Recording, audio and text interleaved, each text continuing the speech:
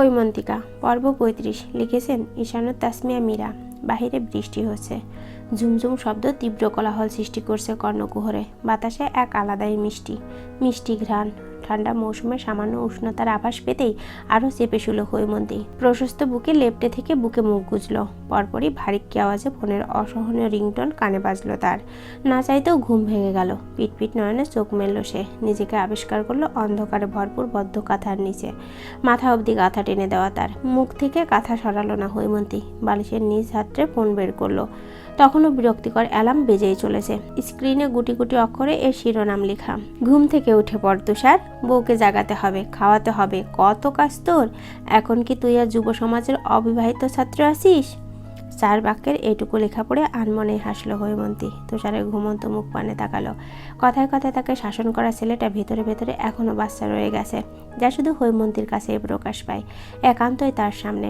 হাত বাড়িয়ে তুষারের গাল আলতো স্পর্শ করলো সে। ছোট্ট ছোট্ট দাড়ি ক্ষীণ বিচ্ছে আঙুলের ডগায়। সে হাত সরিয়ে নিল। কপালে পড়ে থাকা এলোমেলো চুলগুলো উপরে ঠেলে দিতে হঠাৎ জেগে উঠল তুষার। আধ বোঝা চোখে কিছু পলক চেয়ে রইল হৈমন্তীর দিকে। কাছে টেনে নিল। অতি সন্তর্পণে গলায় মুখ গুজে ঘুম জড়ানো কণ্ঠে বলল, আরেকটু ঘুমান হৈমন্তিকা, এখনো অ্যালার্ম বাজেনি। হৈমন্তী সরতে চাইল। অ্যালার্ম বেজেছে, আমি বন্ধ করে দিয়েছি, উঠুন, একটু পর মাগরিবের আজান দিবে।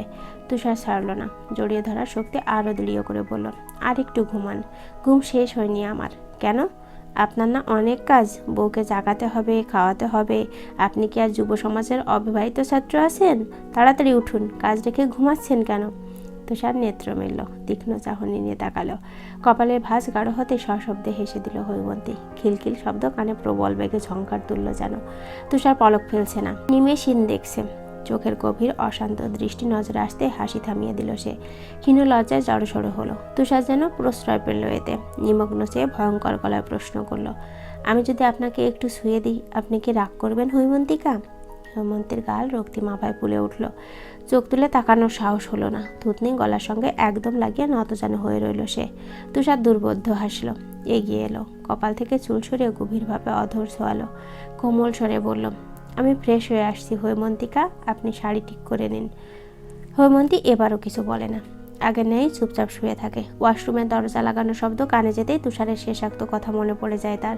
তড়িৎ গতিতে নিজের দিকে তাকাতেই চোখ বড় বড় হয়ে যায় হৈমন্তীর। পরনে শাড়ি ঠিক নেই। বিছানার অপর পাশটায় পুরো ছড়িয়ে ছিটিয়ে আসে শাড়ির আসল। অস্বস্তিতে মুখ চুপসে গেল হৈমন্তীর। মনে মনে বিড়বিড়িয়ে উঠল, পাজি ছেলে। আফতাব সাহেব প্রচণ্ড ক্রোধে ফুঁসছেন। চোখ রাঙিয়ে তাকিয়ে আছেন তুষারের দিকে। চোয়াল শক্ত ওনার। সরব উঁচু গলায় চিৎকার করে উঠলেন, তোমার সাহস কি করে হয় আমার কথার বিরুদ্ধে গিয়ে ওই মেয়েকে বিয়ে করার?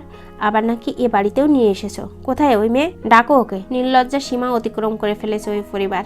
এত বেজাত পরিবার আমি দুটো দেখিনি। হেনা কাতর চোখে স্বামীর দিকে তাকালেন।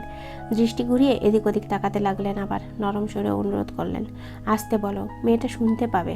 আফতাব সাহেব হুঙ্কার ছাড়লেন, শুনুক। ওই মেয়ে জানা উচিত ওরা কতটা নির্লজ্জ, বেহায়া, লোভী। তুষারের মুখশ্রী কেমন ভয়ঙ্কর লাল দেখালো। চোখে মুখে অনড় শক্ত আবরণ। কঠিন গলায় সে বলল, মুখ সামলে বাবা, আমার স্ত্রী হয় উনি।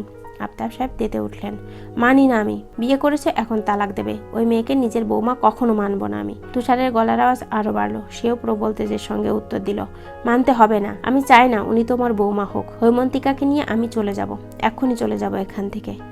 ছেলে চলে যাবার কথা শুনে অল্প ভড়কালেন আফতাব সাহেব। যত যাই হোক, নিজের ছেলে চলে যাওয়া কখনোই সহ্য করবেন না তিনি। ওনার রাগ মিশ্রিত মুখশ্রী ক্ষীণ স্বাভাবিক হলো, তবে তখনও গম্ভীরতা, কঠোরতা সুস্পষ্ট। থমথমে গলায় তিনি বললেন, তোমাকে চলে যাওয়ার কথা একবারও বলেছি আমি? তোমার কথা দিয়ে তো তাই বোঝাচ্ছে। যেখানে হৈমন্তিকার থাকতে কষ্ট হয় সেখানে অবশ্যই আমি থাকবো না। মাঝখান দিয়ে হেনা থামাতে চাইলেন তুষারকে। থাম না তুষার, বাবার সাথে কেউ এভাবে কথা বলে? রুমে যা। তুষারের দোকান সে কথা শুনলই না যেন। উত্তরের অপেক্ষায় বাবার দিকে তাকিয়ে রইল। আফতাব সাহেব বিক্ষিপ্ত হয়ে উঠলেন। হেনার উদ্দেশ্যে তীব্র ক্ষোভ নিয়ে চেঁচালেন, তোমার ছেলে পাগল হয়ে গেছে হেনা। ওই মেয়ে পাগল করে দিয়েছে তোমার ছেলেকে। তুষার প্রতি উত্তরে কিছু বলতে নিলে তার হাত চেপে ধরলেন হেনা। অনুনয়ের স্বরে কথা বাড়াতে মানা করলেন।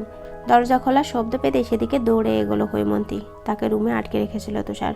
তবুও কিছুক্ষণ আগের হওয়া ঝড়ের এক একটা কথা শুনতে পেয়েছিল সে। তুষারের এলোমেলো রাগে অস্বাভাবিক চেহারা দেখে থমকে দাঁড়ালো হৈমন্তী। আঁখে জোড়া জলে পরিপূর্ণ তার। তুষারকে দেখতেই তা গড়গড় করে গাল বেয়ে নিচে নেমে পড়লো। ফুপিয়ে উঠল সে। পাগুলো যেন শিরশির করে কাঁপছে, শরীর দুলছে। কম্পমান কণ্ঠে হৈমন্তী জিজ্ঞেস করে উঠল, কেন বিয়ে করেছেন আমায় তুষার? কেন ভালোবাসেন? তুষার উত্তর দেয় না, শক্ত চোখে তাকিয়ে থাকে। হৈমন্তী নিজ থেকে আবার বলা শুরু করে, বলুন কেন বিয়ে করেছেন, কেন ভালোবেসেছেন? আমি তো লোভী, আমার পরিবার লোভী। আমাকে আমার বাবার কাছে দিয়ে আসুন তুষার, আমি এখানে থাকবো না। আমি আপনাকে ভালোবাসি না, একদমই ভালোবাসি না। তুষার রাত দাঁড়িয়ে থাকতে পারল না, দ্রুত হৈমন্তীর কাছাকাছি এসে তাকে কোলে তুলে নিল। হৈমন্তী পা ছোড়াছুড়ি করছে, বারবার আঘাত করছে বুকে, নামিয়ে দিতে বলছে। তুষার পরোয়া করলো না, ধীর স্থির হয়ে বিছানায় শুইয়ে দিল। কপালে কপাল ঠেকে নাকে নাক ছিল, চোখ বুজে বলল, আপনি আমাকে ভালোবাসেন হৈমন্তিকা? সঙ্গে সঙ্গে হৈমন্তীর কান্না ভেজা গলা, মিথ্যে কথা। তুষার হাসলো, বিস্তর হাসি, সিক্ত চোখের পাতায় অধর শুয়ে বলল, কাঁদবেন না হৈমন্তিকা, আমার ভালো লাগে না। চলবে, বাকি পর্বগুলোর জন্য চ্যানেলেই চোখ রাখুন।